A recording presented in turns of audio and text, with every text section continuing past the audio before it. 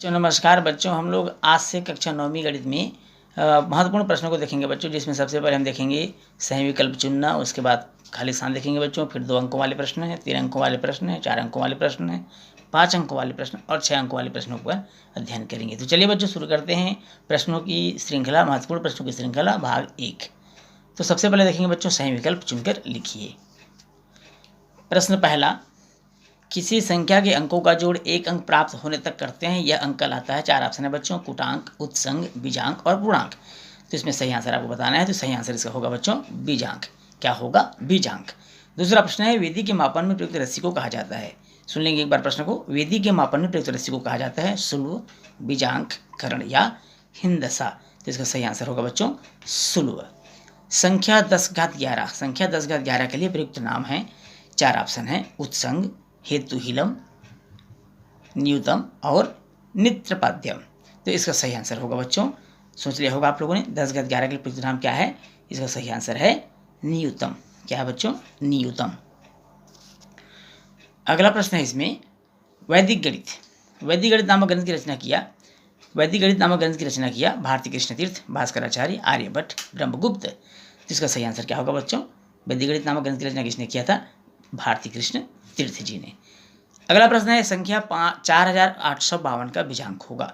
बीजांक कैसे ज्ञात करते हैं? 5, 2, 7, 8, 15, 15, 4, 19, 19 में 1 और 9 जोड़ेंगे 10 हो जाएगा, और 10 में 1 शून्य को जोड़ेंगे 1 प्राप्त होगा। अर्थात सही आंसर इसका आएगा ऑप्शन नंबर डी 1। अगला प्रश्न है, ब्रह्मगुप्त काल में विकसित गणित की शाखा को जो अव्यक्त गणित के नाम से भी जाना जाता था कहलाता है बीजगणित, रेखागणित, त्रिकोणमिति या वैदिक गणित। 4 ऑप्शन है, बीजगणित, रेखागणित, त्रिकोणमिति या वैदिक गणित। आपको बताना है इसका सही आंसर क्या होना चाहिए। इसका सही आंसर होगा बच्चों बीज गणित। क्या होगा? बीज गणित। अगला है इसमें बच्चों, उत्संग शब्द का प्रयोग होता है। उत्संग शब्द का प्रयोग होता है 10⁻11, 10⁻21, 10⁻31, 10⁻33।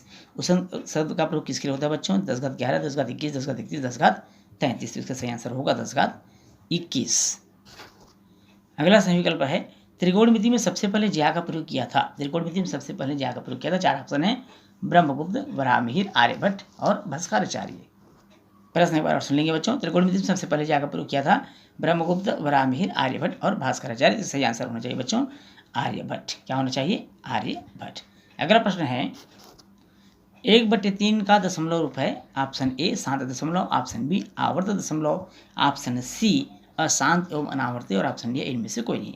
तो 1/3 का दशमलव होगा बच्चों आवर्त दशमलव। क्या होगा? आवर्त दशमलव। 25/8 का दशमलव रूप है। 4 ऑप्शन है, शांत दशमलव, आवर्त दशमलव, अशांत एवं अनावर्ती और इनमें से कोई नहीं। आपको बताना है 25/8 किस प्रकार का दशमलव रूप है। 4 ऑप्शन एक बार और सुन लेंगे, शांत दशमलव, आवर्त दशमलव, अशांत एवं अनावर्ती, इनमें से कोई नहीं। तो इसका सही आंसर क्या होगा बच्चों? शांत दशमलव। अगला प्रश्न है बच्चों, 0.4 बार का परिमेय रूप है। 0.4 बार का परिमेय रूप है। 4 ऑप्शन है बच्चों, 4/9, 4/10, 4/100 या 9/4। तो इसका सही आंसर होगा 4/9। अगला प्रश्न है, ऋण 3 है 1। ऋण 3 है 1। 4 ऑप्शन है, पूर्ण संख्या, प्राकृत संख्या, परिमेय संख्या, अपरिमेय संख्या। पूर्ण संख्या, प्राकृत संख्या, परिमेय संख्या और अपरिमेय संख्या। तो इसका सही आंसर होगा बच्चों क्या होगा? जल्दी बताइए। इसका सही आंसर होना चाहिए परिमेय संख्या।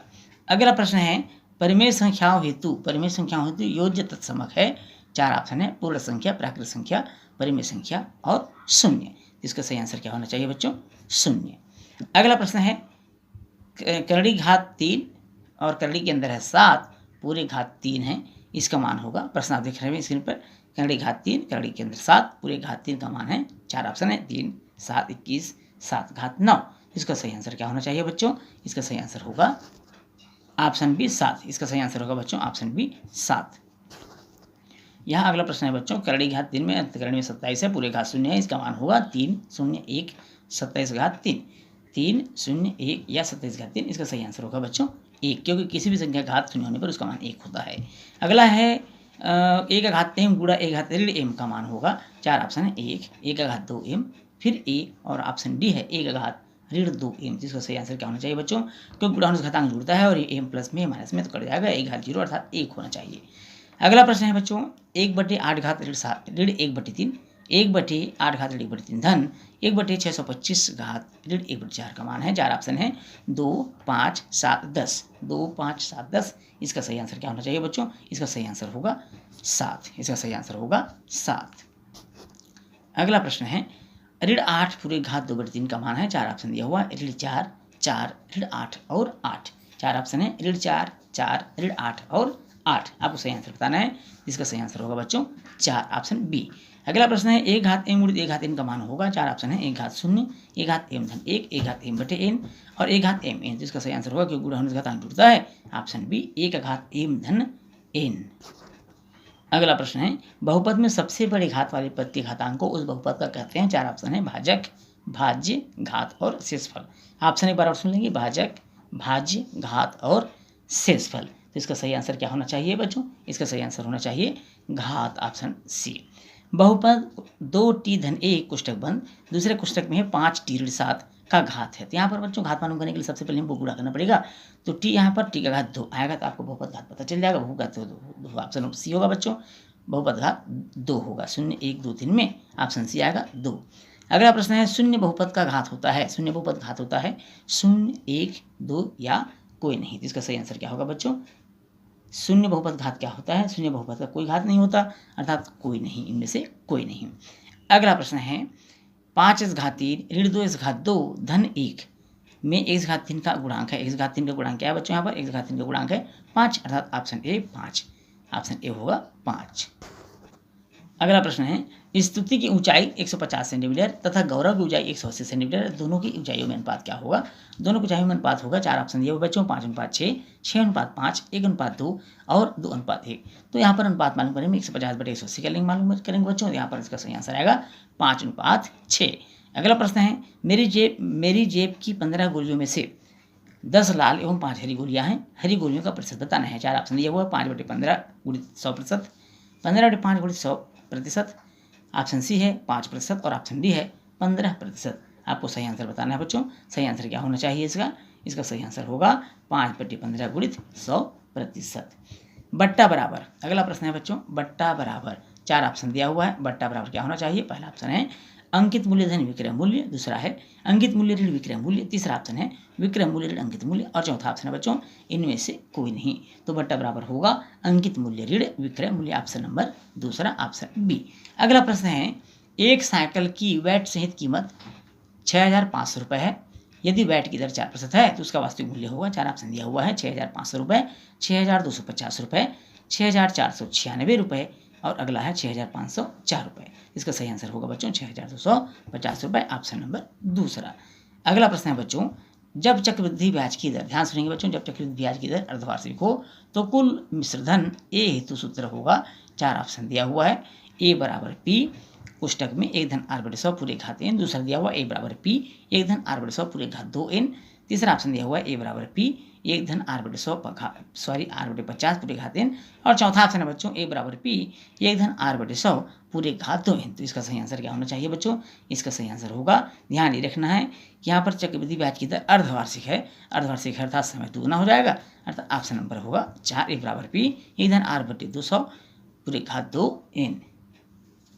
अगला प्रश्न है त्रिभुज ABC में 20 बराबर कर्ण 2 तथा AB बराबर AC बराबर 1 है, तब साइन B का मान है। साइन B का मान है 4 ऑप्शन दिया हुआ है 1/2 कर्ण 2, 1/2 और 1। 4 ऑप्शन है बच्चों, इनमें से सही आंसर क्या होना चाहिए? सही आंसर होगा 1/2 अर्थात ऑप्शन नंबर ए। अगला प्रश्न है यदि काश A बराबर 1/3 हो तो tan A का मान होगा। 4 ऑप्शन है 1/2 कर्ण 2, दूसरा ऑप्शन है 2 कर्ण 2, तीसरा ऑप्शन है 3/2 कर्ण 2 और चौथा है 3। तो इसका सही आंसर होगा बच्चों 2 कर्ण 2। अगला प्रश्न है निम्न में सही संबंध नहीं है। ध्यान रखना बच्चों, निम्न में सही संबंध नहीं है।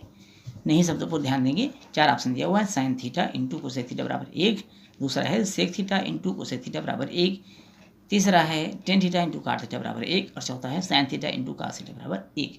आपको सही आंसर चुनना है। इनमें से कौन सा है जो सही संबंध नहीं है? 4 ऑप्शन में से आपको बताना है। तो इसका सही आंसर होगा sine theta into cos theta बराबर 1, ये सही संबंध नहीं है। अगला प्रश्न है बच्चों यदि सेक थीटा बराबर 2 है तो कास थीटा का मान होगा। 4 ऑप्शन दिया हुआ है कर्ण 3/2, 1/कर्ण 3, 1/2 और 1/कर्ण 3। तो इसका सही आंसर क्या होना चाहिए? 1/2।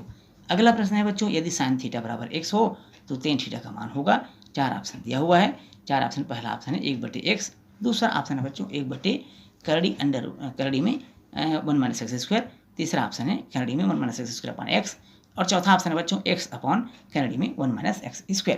इसका सही आंसर क्या होना चाहिए? इसका सही आंसर होगा x/1 - x² करड़ी में। बच्चों, इसके साथ ही महत्वपूर्ण प्रश्नों की श्रृंखला में पार्ट 1 यही समाप्त होता है। अगले भाग में आपसे फिर मुलाकात होगी, तब तक के लिए नमस्कार।